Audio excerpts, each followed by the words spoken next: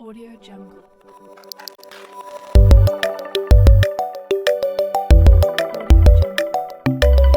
Lo que es un web service, que es lo que nos trae aquí justamente. La idea es armar un API, que es un API, es justamente un conjunto de servicios que yo lo voy a exponer a mi desarrollador frontend para decirle, mira, aquí está toda la información que tú necesitas, consúmela, ¿no? Úsala.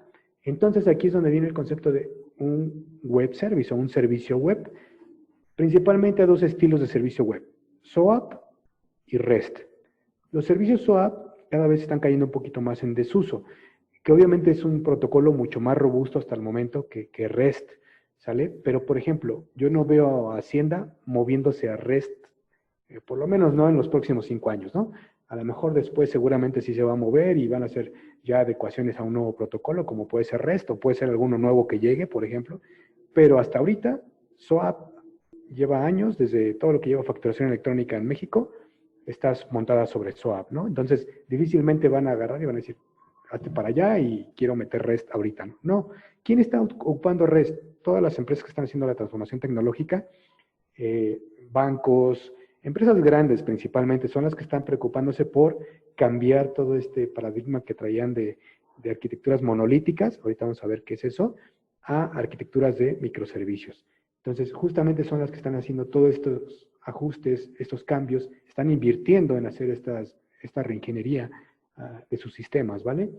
Empresas a lo mejor más pequeñas, pues se están quedando ahí, ¿no? Dicen, bueno, pues mi sistema funciona, no le muevas, ¿no? Pero empresas grandes y que saben que si no se actualizan el cambio tecnológico, pues en algún momento les va a empezar a cobrar factura, pues mejor se están previniendo y están haciendo todo esto, ¿no? Aquí Banamex, Santander, todos los bancos, Coppel, Bancoppel, Banco Azteca, todos estos ya están haciendo toda la migración a microservicios. Entonces, si algunos otros países o algunos compañeros de otros países están en banca y demás, créanme que no van a tardar unos meses en empezar a hacer esa transformación también en sus empresas, ¿no? Ok. Duda, ¿esta aplicación es un web service? Esta pantalla que lo estoy mostrando, este frontend, ¿lo podrían considerar un web service? ¿Cómo ven? Sí, creo. ¿Cómo Sí, ven? de Ok. consulta. Comentan que sí. Ok. Ok. ¿Alguien más? ¿Todos dicen que sí? Sí. Ok. Bueno, yo no lo considero del todo un web service, chicos, porque un web service, la idea es de que tú lo puedas reutilizar o consumir. Imagínense el servicio web de facturación electrónica. eh, ¿Para qué te sirve? ¿Para qué sirve? Bueno, pues para que todos los proveedores autorizados de facturación acá en México se conecten a ese servicio y hagan un timbrado, que es como un sello que le ponen a la factura, ¿vale? Imagínense que Hacienda me diera una pantalla con un formulario y me dijera, llena todos los campos aquí y dale clic a enviar para que yo te timbre tu factura. Y que lo único que me diera sea una pantalla con un formulario. Imagínense, ¿creen que eso sería práctico? ¿Que yo todo lo tuviera que timbrar por esa pantalla? No. Exactamente. Ahí es donde se pierde ya el concepto de que esto no es un web service. Esto es una funcionalidad para mi usuario final que está muy padre, ¿no? Edita, elimina, ¿qué son estos usuarios o no sé qué sean? Productos, perdón. Pero realmente no hay manera de que lo pueda integrar él a otro sistema, sino que esta es una pantalla para el usuario final. Entonces, esto realmente no es un web service. Probablemente internamente consume algún servicio web, pero lo que yo estoy viendo ahorita es una pantalla para mi usuario, ¿vale? Entonces, no es del todo un web service, ya que la salida de esta pantalla es código HTML. Y el código HTML, pues yo no lo puedo agarrar y meter a mi base de datos, ¿verdad? O no lo puedo enviar a un XML tan fácil, lo tendría que leer posición por posición, elemento por elemento, e ir sacando el contenido y sería incluso hasta más complicado que si lo hubiera yo programado mi propia funcionalidad, ¿no? O mi propia facturación de cierta manera. Entonces, esto no es de todo un web service, ¿vale? Justamente por lo que dice aquí. La salida de la web anterior es un HTML. Ahora bien, otra duda. ¿Y qué pasa si yo les digo que hagamos un jar ¿Qué es un jar? Es una librería de clases Java y creamos una librería y reutilizamos la lógica de negocio y de datos. Si yo les digo que hagamos en una librería un jar y con ese componente, yo ya lo podría considerar un web service, ese componente. ¿Cómo ven? Depende, ¿no? Bueno, es que así como tal, como concepto de YAR, no, porque solamente es la librería que nos está dando el acceso a los componentes dentro, pero necesitamos algo que se comunique, como decías, el front con el back. Pero ahorita como ya hay YARs que tú levantas y que ya te levanta un mini servidor, un Tomcat o algo así, Ok, ok. pues entonces sí, como Ok. que sí, ¿no? Ajá, exactamente. Ya si pensamos en lo que vamos a terminar nosotros al final de este módulo, justamente es lo que dicen. Lo que dices, vamos a crear un jar y lo vamos a levantar en un servidor en la nube y ya va a estar nuestra API pública. Pero si lo considero como un jar, como un conjunto de clases nada más que yo tengo que incluir en un proyecto para que funcione, me imagino que todos ya hicieron una conexión a la base de datos, ¿no? De alguna manera ya lo han hecho. ¿Y qué es un jar? Por ejemplo, la librería para conectarte a MySQL o la librería para conectarte a Oracle o la base de datos que hayan usado. Generalmente es un jar, ¿no? Ese es justamente una librería. Pero, ¿por qué un jar no es un web service? Por lo siguiente, porque no es independiente a la plataforma. Por eso un jar no puede ser un web service. Un web service tiene que ser independiente de la tecnología que estés ocupando, del sistema operativo que estés ocupando. Y un jar también tiene una difícil comunicación de los cambios. Y les ha pasado seguramente a los que ya tienen o han estado en proyectos con Java, que les ha pasado que les dicen, mira, ocupa este jar, alguien lo actualiza o le mueve, no te avisa y truena tu programa, ¿no? Y porque no te avisaron de que ese jar ya se había actualizado. Afortunadamente, con Maven, con Apache Maven, que si alguien no lo ha usado también, el taller de Maven, se los super sugiero, está muy padre ese taller y viene paso a paso explicadito, ¿no? De todas formas, aquí lo vamos a usar, pero yo se los voy a comentar así como a grandes rasgos, ¿vale? Entonces, con Maven ya te ahorra de eso, ¿no? ¿Por qué? Porque si alguien sube un cambio o sube una librería nueva, nada más le cambias la versión en el POM y listo, tú también ya tienes la librería nueva. Pero antes de Maven, quien no ocupa Maven, que hay empresas que no lo ocupan, ¿eh? Hay empresas que no ocupan Maven y no tienen una administración de cambios así. Entonces tienes que ir con el USB y con el compañero y decirle, oye, pásame tu jar más nuevo, a ver, déjalo copio, a ver, funciona, no funciona, a ver, pásame otro jar, y así te vas y te puedes tardar hasta un día probando librerías para que tu aplicación en tu equipo funcione, ¿sale? Entonces, la idea es evitar eso con un web service. Un jar no, por eso no podría ser un web service. Y tiene también dependencias complejas como por ejemplo la base de datos. Generalmente cuando yo tengo un jar o una librería que se conecta a la base de datos, yo ahí mismo tengo un archivo de configuración donde tengo que configurar a qué servidor voy a ir a conectarme, qué usuario, qué password, qué puerto, qué base de datos. Entonces, pues tienes una dependencia ahí con toda la información de la base de datos en tu librería. Entonces, por eso un jar, o los que vienen de .NET, que sería equivalente a una DLL, por eso una DLL tampoco puede ser un web service, o un jar no puede ser un web service, ¿vale? Justamente por estas tres razones que están aquí. Entonces, ¿cuándo hablamos de un web service? Cuando yo tengo una aplicación A, aplicación B, aplicación C, y las tres pueden invocar un servicio. Pensemos en un Facebook, ¿no? En un Twitter, que yo tenga un servicio, por ejemplo, que me permita hacer una publicación en mi perfil, ¿ok? O que yo pueda hacer un login, un simple login con Facebook o con Google, ¿ok? Entonces ahí es cuando yo empiezo a hablar de servicios. Y de hecho, esas grandes compañías como Facebook, Amazon, Twitter, han sido Google, han sido las que nos han permitido, las que han ido poniendo todos los estándares que tiene que ver con servicios web.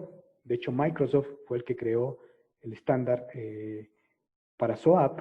Ajá, a lo mejor no lo sabían, pero ellos fueron los precursores y los que hicieron todo el diseño del estándar de servicios web SOAP. Para REST, ahí sí yo creo que, no estoy totalmente seguro, pero los que han puesto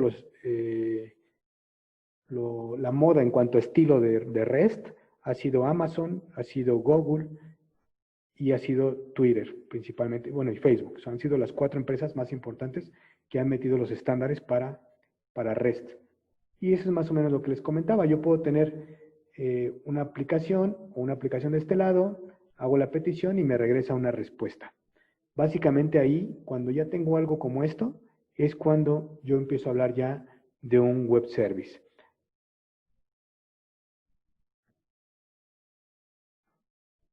Dice aquí la definición teórica ya como tal y formal de un web service. ¿Quién lo hace todo esto? La W3C. ¿Sí? De hecho, hay una página que cuando puedan echenle un ojito, es W3C Schools, me parece. Hay buenos tutoriales. Aquí viene otra pregunta. A veces me dicen, oye, ¿es bueno ver videos de YouTube, tutoriales? La verdad es que yo les digo que sí, siempre y cuando ya tengan las bases. O sea, si ustedes apenas están peleándose con Java en sus primeros pininos, sí se vale después revisar algún video, revisar en YouTube un tutorial o etcétera, ¿no? Sí, pero cuando ya sabes cómo programar bien o cómo diseñar bien tu solución, ya sabes lo que es un MVC, ya sabes lo que es un DAO, ahí sí ya, ahora sí se vale preguntarle a Google lo que quieras, ¿no? Pero mientras, pues sí hay que irnos como con estándares formales, ¿no? W3C tiene buenos tutoriales, aunque son medios básicos, pero les ayudan bastante para que puedan ver información, por ejemplo, de HTML, de Bootstrap, vienen muy buenos tutoriales en esa página. Pero bueno, independientemente de eso, esto es una organización, ¿no? Y dice que un sistema de software diseñado para soportar interoperabilidad, ese es un web service, máquina a máquina, teniendo interacción a través de la red, ¿vale? Entonces, si yo tengo un servicio que pueda platicar con otra máquina o con otro servicio por medio de Internet, ya estoy hablando de un web service, ¿ok? Y principalmente hay 3 claves importantes para identificar que estoy haciendo ya un web service o que estoy haciendo las cosas bien para que puedan ser consumidas por otro sistema, ¿no? Y son 3 principalmente. Uno, que yo pueda diseñar que mi servicio pueda platicar con otro servicio o con otra máquina o aplicación con aplicación. Debe de existir interoperabilidad. ¿A qué se refiere interoperabilidad? Que yo pueda crear mi servicio Java y consumirlo desde .NET, que pueda crear mi servicio .NET, consumirlo desde PHP, etcétera. O sea, que yo no tenga una restricción de, no, mira, mi servicio nada más funciona si lo consumes desde Java 1.8 o superior. No, eso no es un web service, ¿vale? Tu servicio debe poder comunicarse con cualquier tecnología. Y principalmente que esté expuesto por medio de la red. Generalmente, ¿qué protocolo se ocupa? Bueno, para REST se ocupa HTTP y de preferencia un protocolo seguro con HTTPS. Nosotros vamos a estar ocupando el localhost, obviamente HTTP nada más, pero ya cuando vayamos a la nube, les voy a explicar ahí cómo hacer configuraciones y conseguir la parte de certificados de seguridad, ¿vale? Con SSL. Vamos a ocupar unos certificados ahí gratuitos para que sepan cómo configurarlo y demás, pero también pueden ustedes adquirir sus certificados con alguna institución y comprarlos, ¿no? Que obviamente pues son algo caritos. Ok, vamos a ver lo que es un dominio, un DNS, etcétera. Bueno, eso ya lo haremos en las últimas 2 sesiones, la configuración de la nube. Ok, ¿cómo hacemos que los datos sean intercambiados entre aplicaciones? ¿Cómo le hago? ¿Cómo hago eso? Bueno, pues yo tengo un web service o un servicio que yo voy a crear, ejemplo facturación electrónica o timbrar mi factura. Entonces, ¿cómo le hago para que intercambien información? Bueno, pues la aplicación tiene que enviar una petición y el servicio tiene que regresar una respuesta. Si alguien ya tomó la parte de Java desde cero, seguramente vieron un tema al final que es Servlets. Y Servlets funciona de la misma manera que les comentaba yo que justamente Servlet es la base de todo lo que es web en Java y Enterprise Edition en Java. Toda la base son Servlets. Y un Servlet, si recuerdan, recibía un request y regresaba un response. Un request lo recibía, por ejemplo, podrían recibir los parámetros de un formulario, los params, o en la URL recibir también parámetros, y regresaban la respuesta, que generalmente regresaban ya sea una respuesta HTML o podían regresar una respuesta en un formato JSON o un XML, etcétera, ¿no? Pero siempre y cuando haya esta comunicación entre petición, request y una respuesta. Es cuando estoy hablando de intercambiar datos con mi aplicación. Y justamente lo que les decía, independiente de la plataforma, tener un web service y poderlo consumir en cualquier tecnología que yo quiera. Ahora bien, hay dos formatos principalmente que se usan para intercambiar información. Me imagino que los han visto, los han usado. Uno de ellos es XML y otro es el formato JSON. El primero, el de arriba, creo que hasta ahorita es el más utilizado a nivel mundial, pero poco a poco está cayendo ya en desuso. El XML, la principal ventaja que yo le veo es de que es un lenguaje que tú le puedes dar el significado que tú quieras. Tú puedes crear tus propias etiquetas. Yo puedo crear mi etiqueta factura, mi etiqueta cliente, mi etiqueta producto, mi etiqueta seguridad, mi etiqueta documento, la que yo quiera. Le puedo agregar los atributos que yo quiera a las etiquetas y yo le doy la definición que yo quiero a mi documento. Y además tiene la ventaja de que un XML, pues lo puedes validar mediante un esquema, ¿no? Obviamente no vamos a entrar tanto en detalle de XMLs porque, como les digo, para REST la tendencia es ocupar el formato que está aquí abajo, que se llama JSON, ¿no? Pero básicamente el XML es esto. Son etiquetas que abren y cierran. Si alguien ya ha hecho HTML, es más o menos igual, nada más que aquí tú defines cómo se llama cada etiqueta y eso lo defines en un esquema, ¿vale? Y el JSON es algo mucho más sencillo todavía porque tú puedes crear los atributos que tú quieras y le asignas los valores. ¿Qué ventaja tiene contra un XML? Que en un JSON no hay una etiqueta que cierre. Si se dan cuenta, aquí tengo yo una etiqueta que se llama ID o un atributo que se llama ID, pero no tengo un ID que cierra la etiqueta. Tengo un atributo name y no tengo nada que cierre la etiqueta. Un JSON realmente es sencillo de armar, chicos. No se compliquen tanto. Es básicamente una llave que inicia aquí, atributo, entre comillas dobles generalmente, dos puntos y el valor, coma, atributo, dos puntos y valor. ¿Por qué aquí el valor va entre comillas dobles? Porque es una cadena, es un texto. Entonces se tiene que poner entre comillas. Acá no, porque este era un entero. Y todos los demás, prácticamente, a menos que sean números, pueden ir sin comillas. Todos los demás llevan comillas, ¿vale? Bueno, y el true y el false también pueden quitarle comillas y ponerlo directamente. Ahora, ¿qué ventaja tiene un JSON? Que yo en cualquier momento le puedo agregar o quitar elementos como yo quiera, ¿sí? Entonces, es una parte muy dinámica del JSON. Es muy parecido también a los que ya están en la parte de bases de datos no relacionales. Si alguien ya se metió un poquito a ver ahí bases de datos como Mongo, Cassandra o demás, hay un formato que se llama JSON, que es muy parecido a JSON. Entonces ahora ya tú puedes tener los campos que tú quieras en la tabla que tú quieras, ¿no? Para los que venimos de bases de datos relacionales a veces eso nos causa conflicto, ¿no? ¿Cómo voy a poder tener las columnas que yo quiera cuando yo quiera y las tablas que yo quiera?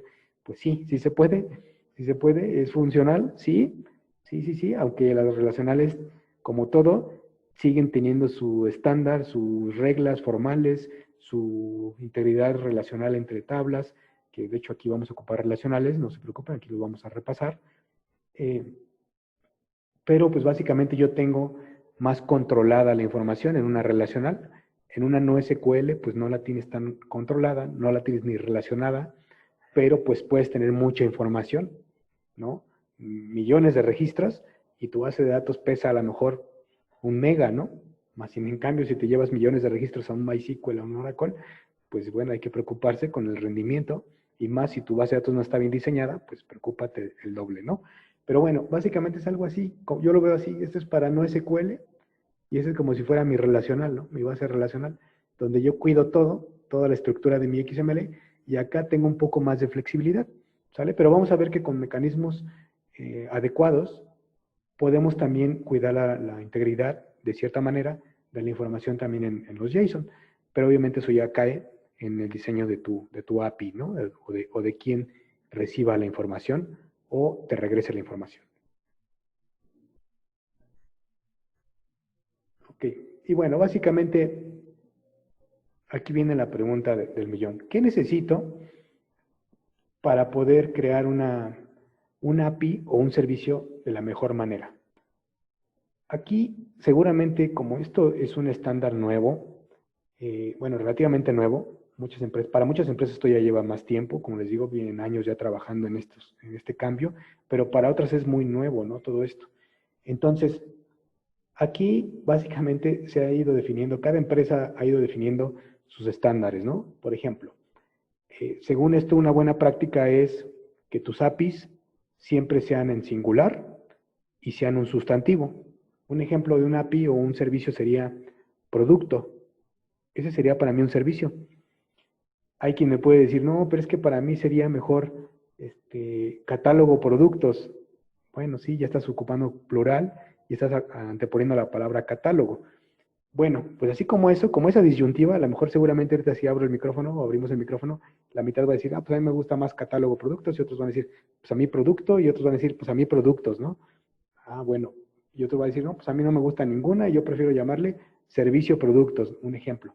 Entonces, ese tipo de disyuntivas se presentan en todas las empresas y cada quien opta por el estándar que más le conviene o que su equipo técnico define, ¿no? Pero la realidad es que ya yéndote a reglas a nivel mundial, pues te dicen, ¿sabes qué? Ocupa singulares siempre. Es como los nombres de las tablas de las bases de datos, ¿no? Seguramente en su empresa manejan algún estándar que si les pregunto va a ser muy diferente entre uno y otro. Pero pues también aquí, ¿no? En base de datos tú puedes decidir poner plural, singular a las tablas o anteponer un prefijo, ¿no? C para catálogos, T para tablas, etcétera. Entonces, lo mismo aquí en REST. Realmente no hay una receta de cocina que te diga así debe ser. Todavía no existe.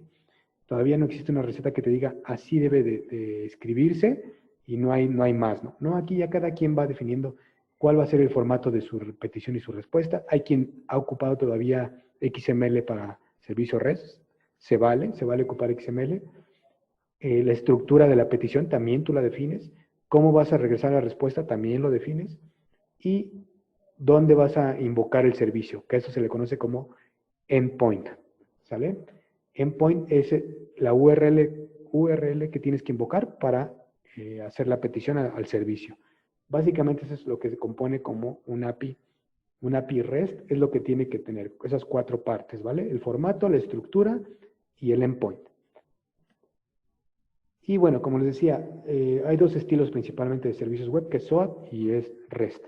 SOAP, la particularidad que tiene es de que tiene un formato específico. Tiene que tener una etiqueta envelope, una etiqueta header, una etiqueta body y aquí el contenido de la petición, ¿no? Algo así se vería una petición SOAP. Si se dan cuenta ya desde ver la petición, como que dices, híjole, bueno, ¿qué es header? ¿Qué es body? ¿Qué es envelope? O sea, ya desde ahí ya hay cierta complicación, ¿no? Porque tienes que entender esa estructura y un token de seguridad a lo mejor le agregas. Entonces empieza a volver un poquito más complejo, pero de entrada yo no puedo hacer una petición SOAP si no tengo manera de armar este XML, ¿ok? Entonces ya desde ahí tengo un primer prerequisito para hacer una petición SOAP, lo cual ya empieza a poner un poquito más complicadas las cosas, porque requieres al menos un lenguaje de programación para poder armar este XML y poder hacer la petición. No puedes hacerlo tan humanamente posible. Requieres algo que haga este XML, ¿no? Un procesito que haga este formato y te permita hacer la petición al servicio remoto. Que el protocolo que se ocupa justamente es SOAP, ¿no? Entonces, se dieron cuenta de que era un protocolo, un estándar muy sofisticado, algo complicado. Entonces, se quiso rediseñar toda esta parte y llegaron los servicios REST, que REST también ya lleva tiempo, ¿eh? No crean que es algo nuevo, simplemente a lo mejor no le habían dado tanta importancia como ahora. Pero REST lo que te dice es, yo soy una representación del estado, de la transferencia del estado. Es decir, se va a basar en básicamente el estilo o el contenido que tú mandes para saber cómo actuar. Ajá. ¿Cómo vas a actuar o cómo vas a invocar un servicio REST? Por medio de HTTP y tienes diferentes verbos o métodos para poder invocar el servicio. Get, put, post, entre otros, ¿no? Nosotros vamos a ocupar 4 principalmente, que es get, put, post y delete. Ahorita les explico para qué se ocupa cada uno. Y cada servicio te va a regresar un código de respuesta. El código ideal, el que nos dice todo está bien, es el 200, ¿vale? El que nos dice algo no se encuentra, que me imagino que les ha pasado cuando una página no la encuentran o está mal la URL, te regresa un código 404. El 500 es para cuando hay un error, ¿no? Un internal server error. Y bueno, esto justamente nos va a llevar a que tú empieces a definir la estructura de tus servicios. Por ejemplo, digo, si alguien opta por el estilo de ocupar el nombre del servicio como sustantivo en plural, por ejemplo, podría quedar algo así la definición de tus servicios. Si yo quiero crear un usuario, pues yo defino una URL que sea diagonal usuarios y la voy a invocar por el método post. Si se dan cuenta, aquí yo tengo una por el método post y la misma URL la tengo acá por el método get. Pero al ser por verbos diferentes, por post y por get, o por método get y por método post, yo sé que al invocar por get, esta lo que me va a hacer es consultarme una lista. Y esta al invocarla por post, lo que va a hacer es insertarme un usuario en la base de datos, en un archivo, no sé, la fuente de datos que quieran, pero esta va a ser algo en la base de datos, ¿ok? Y delete es para borrar información y generalmente se ocupa así, diagonal, el nombre de tu servicio, diagonal y el ID del usuario que quieras eliminar. Entonces, si se dan cuenta, los vínculos que están aquí son muy descriptivos, ¿sale? Aquí lo que no se vale es que le llamen a sus servicios como, por ejemplo, diagonal USU, ¿no? Un ejemplo, ¿no? Que luego se nos hace fácil poner variables o definiciones de métodos abreviadas, pero pues obviamente si yo pongo diagonal USU, va a implicar que yo haga todo un documento donde le explique a todos mis clientes o todos los que vayan a invocar mi servicio, para qué sirve el servicio USU, ¿no? Y luego peor tantito, le ponemos diagonal USU 58570, ¿no? Porque así lo definió mi empresa. Y luego imagínate documentar eso para explicarle a quien te vaya a consumir, a tu desarrollador que vaya a hacer el consumo del servicio, que eso se refiere a tu servicio de usuarios. Bueno, pues le hubieras puesto usuarios, ¿no? Hubiera sido más fácil y te evitas tanto documento. La idea de REST, de hecho, la traducción de REST a español significa flojo. Flojo quiere decir justamente que no quieres hacer nada, ¿no? No quieres documentar casi nada, no quieres convertir casi nada. Entonces, justamente de ahí sale esa palabrita de REST. Sí, fue a propósito armada así porque es un servicio flojo de usar. No quiero hacer tanto trabajo ni para crearlo ni para consumirlo, ¿vale? Ok, entonces esos son los 4 principales verbos que vamos a ocupar. Post, delete, get, y me falta put. No está aquí, pero put es para actualizar.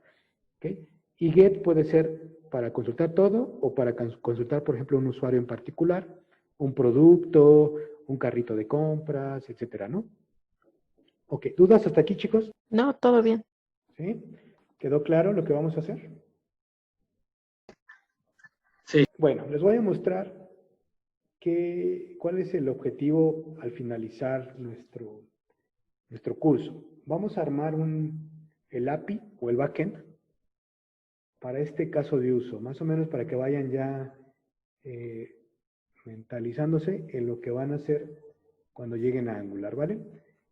Obviamente en Angular pues tienen que ver primero el temario de lo que es Angular, cómo se ocupa, los comandos, etcétera, y ya después se van a dedicar a integrar el backend que hagamos aquí, ¿vale?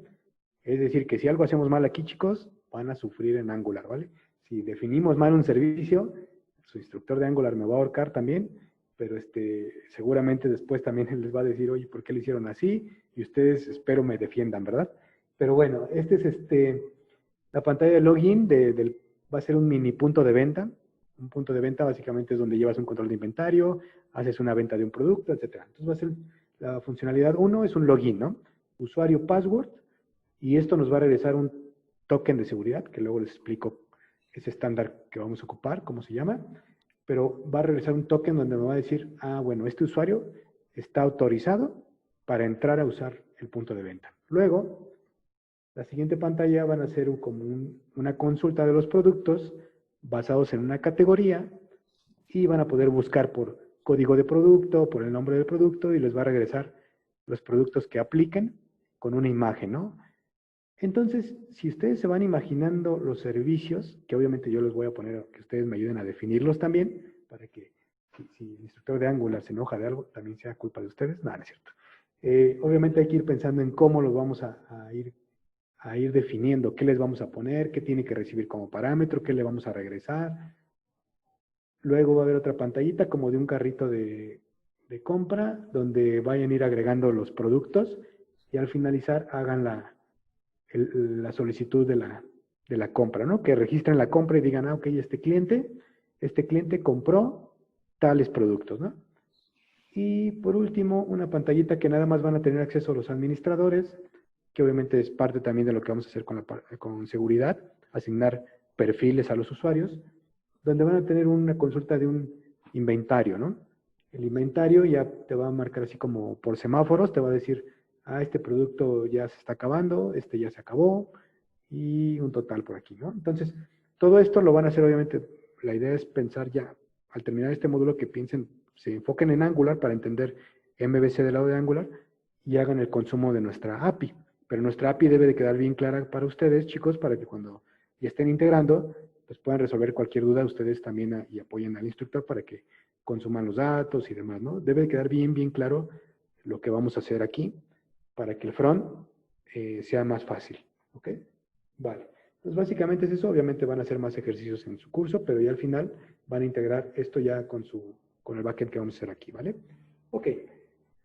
Entonces, ¿qué tenemos que aprender para llegar a armar ya nuestra API? Hay que ver cómo armar el API. Realmente esta API, o cualquier API REST, podrían hacerla incluso con servlets. Si pensamos bien qué es un API REST, un API REST es un conjunto es un servicio que básicamente recibe información en XML o JSON y te va a regresar igual, XML o JSON. Entonces un servlet, si ya hicieron un do-get, do-post en un servlet puede regresar lo que ustedes quieran. Puede regresar un XML, puede regresar un JSON, puede regresar un HTML. Entonces, pues obviamente, con esa tecnología que ustedes ya conocen, podían armar su API, pero se van a tardar un ratito. ¿Por qué? Porque la transformación de los datos, mandar el XML, el JSON, pues si lo hacen a mano, pues a lo mejor un servicio que tiene que mandar un catálogo de productos, a lo mejor se van a llevar una semana en lugar de 2 horas, ¿no? Que se hace con otros frameworks. Entonces, justamente hay tecnologías o herramientas que te ayudan a resolver cada servicio, ¿no? Si piensan en servicios SOAP, para quien todavía esté metido en SOAP y estén ocupando mucho eso, pueden ocupar JAX-WS junto con Spring, si lo quieren usar con Spring, pero nada más para que lo anoten. JAX-WS tiene unas librerías que justamente sirve para hacer exponer los servicios, consumir el XML y regresar XML. Para SOAP es forzosamente solamente XML, ahí sí no hay de otra. Y ya en REST, servicios RESTful, aquí sí les digo que pueden variar el formato, pero nosotros vamos a estar enfocados en JSON, ¿vale? Entonces, los servicios web RESTful es un estilo de arquitectura de software para sistemas distribuidos de hipermedia. ¿Okay? ¿Qué es hipermedia? Es que tú puedes regresar el formato que tú decidas, ¿no? Tú puedes regresar HTML, texto plano, JSON, incluso un archivo, puedes regresar un archivo, ¿no? De alguna petición que hagan a tu servicio, tú puedes regresar una imagen, por ejemplo, un documento PDF, etcétera. Entonces, por eso se llama que es hipermedia, que tú puedes regresar prácticamente cualquier conjunto de información. Ahora bien, nosotros vamos a ocupar como tal un framework que se llama Spring Boot. Spring es como tal un proyecto bastante grande. Spring Boot es relativamente nuevo, ¿no? No lleva tantos años, y acaso yo creo que, por lo menos en México, yo creo que lleva unos 5 años usándose, no lleva más. Entonces, está súper padre porque si están ahorita usándolo, pues tienen muchas oportunidades de que muchas empresas están como locos buscando gente que sepa esto, ¿no? Entonces, Spring Boot es algo fácil de usar, de hecho, incluso puedo decirles que es fácil, más fácil que incluso Spring Core. Quien aprendió Spring Core sin boot, seguramente le sufrieron los XMLs, le sufrió en la configuración, le batalló buscando los jar, le batalló integrando con Hibernate, le batalló bastante. Spring Boot ya es como la parte suave y padre miren, ya todo se arregló, ya es un proyecto muy maduro, Spring, y ya hay herramientas que les estamos haciendo para que desarrollen más rápido ustedes. Entonces ya llegamos como a la parte padre de Spring, ¿no? Porque antes sí era un poco más de talacha, ¿vale? Y bueno, aquí vamos a ocupar Spring como tal. Podemos ocupar Spring Tool Suite, como les decía. Otra opción, en dado caso que no quieran ocupar Spring Tool Suite y que nada más tengan Eclipse, por ejemplo, Spring también tiene un sitio web desde donde pueden crear el proyecto. Desde aquí se puede crear su proyecto e importarlo en Eclipse. Es para quien no quiere usar Spring Tool Suite, ¿no? Pero bueno, yo digo, si ya tienen Eclipse, nada más le agregan el plugin y listo, ya tienen su entorno completo, ¿no? Postman ya lo tienen, ya lo descargaron, me decían. En este caso, Docker se ocupa para la parte de microservicios, pero si nos da tiempo, vemos, aunque sea un ejemplo rápido, este tema salió de este bootcamp, ya no es parte del temario del bootcamp, pero de todas formas, si me da tiempo, se los explico para que vean un poquito cómo trabajar con Docker, para qué sirve, y van a ver que está bastante padre también. Pero sí necesitan un buen equipo, un equipo potente para poder instalar Docker. Yo no les sugiero que lo instalen si no tienen al menos 8 o 16 GB de RAM, no lo instalen porque si no su equipo se va a empezar a alentar bastante, porque es como meterle una máquina virtual a su equipo actual, entonces se empieza a poner un poquito lento, ¿no? Y MySQL, quien quiere ocupar otra base de datos está bien, aunque el objetivo realmente no es centrarnos en la base de datos, chicos. Pero luego nunca falta que alguien me dice, oye, pero yo quiero usar Oracle. Vale, si tú te comprometes a armar las tablas y demás que tenemos en MySQL y tú las pasas a Oracle, adelante, puedes ocupar la base que tú gustes. Pero el objetivo no es ese, ¿no? No es tanto meternos a ver si manejas GDeveloper o si manejas SQL Developer o manejas TOAD. No, ese no es el objetivo. El objetivo es crear nuestra API. Sí les voy a explicar cómo hacer el diseño de la base de datos con Workbench. Sí les voy a explicar cómo la vamos a armar, pero por eso no me gustaría que usáramos otra base, pero quien guste, adelante. Y bueno, vamos a ocupar principalmente Spring para todo. Spring Boot básicamente se crea o permite crear ambientes productivos rápidamente, ¿sale? Yo puedo, como bien lo comentaban por ahí, yo puedo con un simple jar, en un jar, yo lo puedo subir a mi servidor y con un comando levantar toda una aplicación, ¿sale? Si ustedes vienen de Java o ya están desarrollando con Java sistemas monolíticos, ahorita vamos a ver la diferencia, que son sistemas que vivían en un servidor, generalmente un contenedor, un servidor muy pesado. Hablemos de un WebSphere, un WebLogic, hablemos de un JBoss, de un Glassfish, etcétera, etcétera, etcétera. Todos esos servidores son muy pesados, ¿sale? Son muy caros además, a las empresas les cuestan muy caros estos servidores. Pero ¿qué creen? Si yo tengo un super WebSphere en un super servidor con mucho hardware, con 64 GB de RAM, con 4 procesadores, etcétera, muy potente, muy padre mi WebSphere. Si el WebSphere se cae todo lo que tiene dentro el servidor, ¿sale? Y que eso le pasa a muchas empresas. ¿Por qué creen que tienen el servidor principal, el backup del backup, el backup del backup del backup? Justamente porque la única manera de prevenir ese tipo de problemas en aplicaciones monolíticas que viven en un servidor es teniendo un failover donde yo pueda moverme a otro server rápidamente. Esa es la manera en que se soluciona actualmente ese tipo de problemas, ¿no? Para aplicaciones monolíticas. Para aplicaciones orientadas a servicios REST o microservicios, que es justamente otro módulo más adelante que se llama Spring Cloud, tampoco viene aquí, pero les voy a platicar un poco al respecto. Básicamente ahí lo que puedes hacer tú es crear pequeños servicios para tu aplicación y darles tú un tamaño o una carga, como un tipo balanceador de carga, donde tú puedas decir, por ejemplo, yo tengo un servicio, un ejemplo, un servicio de cotizador en Amazon, ¿no? Imagínense la página de Amazon cuando es Black Friday. Imagínense cómo se satura, cuántos usuarios hay ahí metidos cotizando, ni siquiera comprando, cotizando. Entonces, imagínense cuántos servidores no necesitan esos días, ¿no? Entonces, justamente la arquitectura de microservicios lo que te permite es, aunado a otras herramientas, entre ellas Docker, entre ellas Kubernetes, entre ellas Spring Cloud, ¿no? Todo esto te permite ya que tú puedas decirle, ok, mira, en estos días yo sé que la carga va a crecer. Entonces, en cuanto tu server empieza a detectar que hay carga de usuarios, solito empieza a crecer de manera horizontal y empiezan a crecer tus instancias sin que nadie meta o haga un solo clic en la máquina, ¿no? Todo eso te lo permiten hacer las herramientas que tenemos ya hoy en día. Y todo eso se le conoce como una arquitectura de microservicios, crecimiento horizontal, porque tú puedes decirle qué días o qué temporadas son las que tú quieres, más instancias o menos instancias. Todo esto, ¿quién lo creó? ¿Quién fue el que hizo todo este paradigma y toda esta onda de microservicios y quién le metió mucho boom a esto?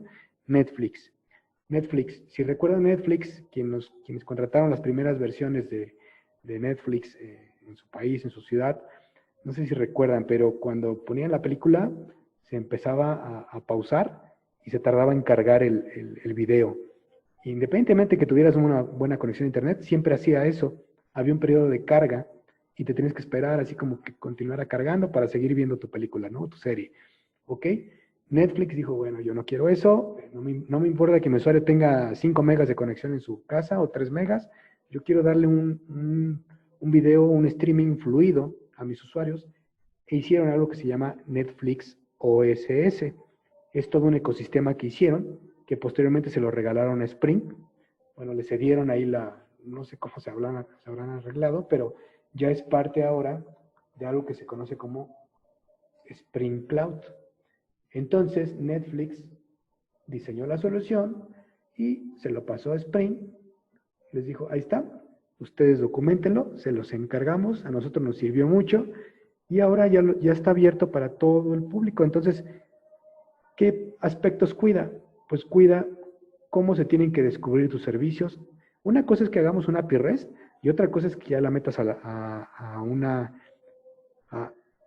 onda de microservicios como esto, ¿no?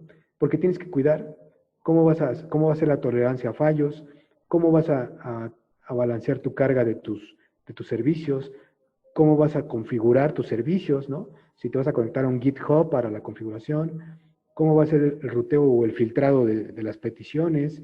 Entonces, todo esto, todo este ecosistema, lo creó Netflix y ya lo tomó Spring y tomó formalmente el nombre de Spring Cloud Netflix. Ese es el otro bootcamp que le sigue después a este que estamos viendo de API REST. Sí, es uno obviamente ya un poco más avanzado, donde ya se hace toda esa configuración y demás. Yo les sugiero que se vayan paso a pasito, tampoco quieran abarcar todo. Ahorita con la parte de API REST y todo, es bastante ventajas. Están pidiendo mucho Spring Boot allá afuera. Y Angular le complementa el full stack, ¿vale? Esto ya lo pueden tomar a lo mejor ya agarrando práctica, agarrando experiencia ya en la parte de boot y demás. A lo mejor ya más adelante se pueden meter ahora sí ya a la parte de microservicios y armar una arquitectura empresarial ocupando Spring Cloud, que es la base de muchas empresas actualmente, ¿no? Y bueno, Spring Boot te provee ya algunas funcionalidades o algunos requerimientos también no funcionales, como por ejemplo servidores embebidos como Tomcat, Yeti o Undertow. Nunca lo he ocupado. Tomcat y Yeti sí los he ocupado. Métricas, ¿no? Ya te provee métricas de quién se ha conectado a tu servicio, si tu servicio está activo o se cayó, poder leer la configuración de un archivo externo y tiene configuración rápida de proyectos. Esa es otra parte interesante. Si tú vienes de aplicaciones web, como por ejemplo con Java Server Faces, con Struts y demás, Spring Boot tiene integraciones con esos frameworks que ya existen, ¿sale? Entonces, si tú tienes una aplicación ya diseñada monolítica, la puedes convertir a Spring Boot. Obviamente sí hay que investigarle un poquito, pero Spring Boot te da algo que se llaman starters. Ahorita les voy a explicar qué es un starter. Pero básicamente es como una configuración rápida para que tú puedas integrar Spring Boot con lo que quieras, ¿no? Con pruebas unitarias, con seguridad, con Java Server Faces, etc. ¿Qué no es Spring Boot? Esto sí, hay quien dice que cero configuración. No, espérame, o sea, casi lo logra, pero sí necesitas configurar. O sea, de todas formas siempre vas a necesitar configurar algo, ¿no? El puerto de la aplicación, a qué base de datos se va a conectar, O sea, tampoco es magia, ¿no? O sea, sí necesitas ciertas configuraciones. Y tampoco es un servidor de aplicaciones, ¿vale? Esa es pregunta de entrevista y a veces capciosa, ¿no? Que te dicen, oye, ¿has ocupado el servidor de aplicaciones de Spring Boot? Espérame, no es un servidor de aplicaciones. Spring Boot es un framework que te permite o te da las herramientas para crear tu proyecto y ejecutarlo de una manera sencilla, pero no es ningún servidor. El servidor que puedes ocupar es alguno de estos tres. Y estos tres no son servidores de aplicaciones, son contenedores de servlets, ¿sale? Son contenedores nada más. Quiere decir que ahora Tomcat, que yo lo ocupaba para desarrollar durante muchos años, desde que empecé con Java, me acuerdo en el 2003, 2002, que empecé con Java, yo estaba ocupando Tomcat desde ese tiempo y era como era de juguete realmente, o sea, lo ocupabas para tu ambiente de desarrollo o para tus pruebas de los proyectos de la escuela, ¿no? Y ya, ahí usabas Tomcat. Pues, ¿qué creen? Tomcat ahora ya se ocupa en ambientes productivos. Spring Boot ya lo tiene embebido y confía tanto en Tomcat que sabe que da el rendimiento y puede dar el performance y rendimiento que cualquier otro servidor, llámese WebSphere, llámese WebLogic. Entonces, Tomcat ya está en producción, chicos, ya puedes usar Tomcat en producción, donde antes era como para hacer tus pininos, ¿no? Ya no, ya ahora sí lo puedes ocupar en entornos productivos y es bastante confiable. Ok, esa es la estructura de un proyecto con Spring Boot. Al ser un proyecto hecho con Maven, tiene que seguir una estructura formal y una estructura estricta. Debe de tener un archivo que se llama pom.xml. Estos dos que están aquí arriba, estos archivitos, son para cuando no tienes configurado Maven, puedes ocupar estos dos para levantar el proyecto. Más adelante vamos a ver cómo se ejecuta y demás, ¿no? Pero el POM, ese es base. Y luego tienes una carpeta src, main, y en la carpeta main Java vas a tener el código fuente de tu aplicación.